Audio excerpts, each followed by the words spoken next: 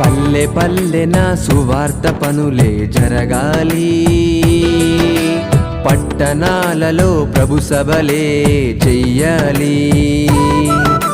పల్లె పల్లెన సువార్త పనులే జరగాలి, పట్టణాలలో ప్రభు సభలే చెయ్యాలి. ప్రజలందరూ ప్రభుని నమ్మాలి, పరలోకమే ఉన్నదని తెలియాలి.